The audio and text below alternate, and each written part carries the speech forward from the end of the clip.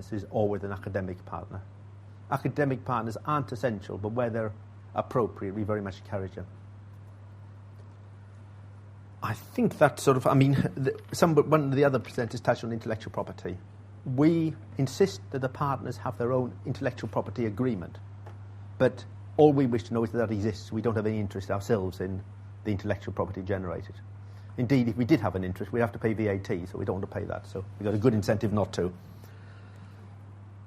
Okay, actually, you had a very good example of one of our projects this morning from tidal generation, which fell into that sort of criterion, where, remember, we were supporting the demonstration stage of that. And that probably, if you're into technology readiness levels, that sort of shows the range we work on. Most of our support is in the applied area, and depending on your technical background, you might call that technical development, you might call it applied research, you might call it industrial research. Where there is more basic feasibility, we will support it where it's appropriate, and we will go into demonstration. We have, when you've put in an application, we have a number of gateway questions. In other words, if you don't pass them, it doesn't get considered. So the first one is, does it align with a specific priority that we've identified? Coming out of our innovation platforms, out of our key technology and application areas, we announce competitions. We've got 3 running at the moment. One small-scale activity around creative industries, which, in fact, where we're assessing them monthly, and the last one is the middle of August. A fast-track one with slightly more funding for creative industries, running monthly up till November. And coming out of the innovation platform assisted living, a competition on smart care for distributed environment. I met one person today in the audience who actually currently got competitions in all 3 areas. I think that's quite an achievement. We'll be announcing further competitions from the innovation platforms from the key technology and application areas moving forward. We'll be announcing some more in the autumn and so forth. So keep an eye on the website for what's coming in these areas.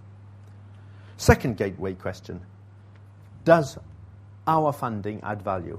And to that, you need to show that you will be doing stuff. You'll be increasing the amount of money you're spending on R&D. In other words, you'll be doing things which you wouldn't otherwise be doing as a result of our contribution.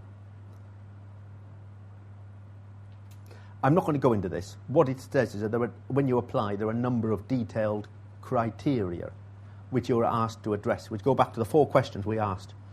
We do have an expression of interest stage, where the questions are a lot simpler and a lot shorter, and you have the opportunity to, having put that in, on a voluntary basis, to discuss the 2 sides you've written with one of our technologists to get an indication earlier whether it's going to go or not. Typically, we can be oversubscribed anything up to 8 or 9 times, so you should be pretty pleased about that. But what we do is to shortlist down to around twice the money we have available before we ask participants to come in with a full application. So if you're invited to put in a full application, you stand around a 50% chance of being successful. And that's simply because it's a waste of everyone's time to put in a lot of effort on your part to put in an application where we know you only stand a 12% chance of success. Okay, so to summary, we're looking to invest in collaborative R&D projects in our strategic priority areas that lead to wealth creation in the UK, and we want the best team to do that. We welcome academic partners in those teams where they add real value. Knowledge transfer networks are a good way to learn about these opportunities, and KTNs will be fully aware of what's going on and will be having partnering events and so forth to bring together potential bidders into activities. And they will also be helping shape the strategy for what gets called in the future. A knowledge transfer partnership may suit you better for knowledge exchange. If you want details of the Technology Strategy Board, go to the innovateuk.org website, and details on collaborative R&D competitions, technologyprogram.org.uk website. Do these slides get made available afterwards to people? I'm going to say, otherwise, I guess you probably want to write down at least innovateuk.1. So that's really all I had to say. Thank you. And I think I did my 20 minutes.